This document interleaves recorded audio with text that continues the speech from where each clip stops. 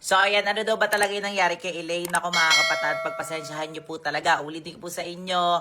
Dapat po kasi talaga i-ano namin i-upload na namin dapat yung short film. Ayun, yes po, hindi po siya prank, hindi rin po siya vlog. Kung hindi, ano po talaga siya, short film po siya. Kasi sinasabi nila for the content, gagawin lahat para ganito, ganyan, etc. etc. Short film po siya. Actually, mga kapatid, last month pa dapat siya. Kaso nga lang, um, naubos yung oras namin, like gahol talaga sa oras. Dapat 5 film last month, kaso hindi na talaga kinaya kasi nga paguran na rin, napagod na rin kasi kami.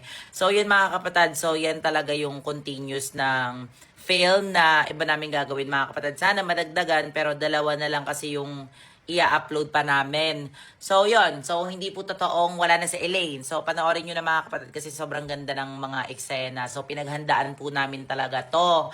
Matagal na po talaga namin tong pinaghandaan din. So, ngayon lang din talaga nagawa kasi ngayon lang din po kami nagka-oras. So, wala na tuloy ako masabi kasi mga kapatid, wala pa rin po akong tulog, ilang araw na din, then nire-edit ko din yung video, dapat kagabi nga diba i-upload, kasi nga ang daming naging problema.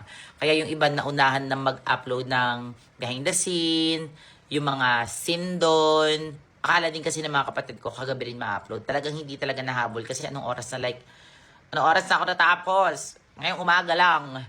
So, pati yung iba, may mga nag-edit naman, kaso syempre kasi may gusto akong idagdag, gusto akong gawin, gustong pagandahin, yung mga teaser. So, hindi ko alam kasi kung magagandahan kayo, pero yun nga, sandali lang din kasi namin siya shoot. Dapat matagal yan, dapat maraming scene, dapat lalabas kami, bagyo. Hindi kami nakalabas-labas. So, yun mga kapatid, sana nagustuhan nyo po. So, panoorin nyo na nasa YT po namin. So, yun lang. So, ngayon pa lang gusto ko na talaga mag-sorry sa inyo about sa nangyari po dito. Actually, mga kapatid, hindi po talaga siya biro. Hindi rin po siya vlog, hindi rin po siya prank kasi isa po siyang short film. Yes, mga kapatid, tama po kayo. Isa po siyang short film na dapat po matagal na namin siyang gagawin. Dapat nung nakaraang buwan pa. Dalawa pa po yan eh. So, ito yung isa na gawa na namin ngayon. So, ang title nito is Pregnancy Test. Siyempre, nandyan ang pamilya. Siyempre, nandyan din ang management which is si Zaidi. So, explain ko sa inyo, sobrang ganda nito. Ulitin ko po sa inyo mga kapatid, sorry po talaga ha. So, eto, simulan talaga natin sa mga cast. So, gusto ko lang sabihin sa inyo mga kapatid na actually, 2 days dapat namin tong i-film or i-video. Kaso nga lang naubos talaga yung oras namin kakahintay kasi naghihintay kami na dapat sa labas kami gagawa ng video, lalabas-labas kami. Kaso nga lang sobrang lakas talaga ng bagyo. So, naghintay kami ng matagal, ng nakatambay lang sa loob ng bahay. So, wala na kaming choice kundi mag-shooting na lang sa loob ng bahay. So, puro bahay talaga yan. So, unahin na natin sa cast. Syempre, ang unang cast dyan si Elaine. Sobrang ganda ng role niya dito kasi talaga siya yung bida. Yung bida na kung saan isa siyang babaeng nangangarap na, alam mo yun, magkaroon ng sarili niyang anak, kasama yung asawa niya. Kasi 5 taon na po silang kasal sa movie na yan, or sa short film na yan. Then, hindi sila mabigyan ng pagkakataon na magkaroon ng baby. At ito naman po ang pinakasalan ni Elaine, which is syempre si Zaidi. So, sobrang ganda talaga ng kwento nila mag-asawa nila dyan.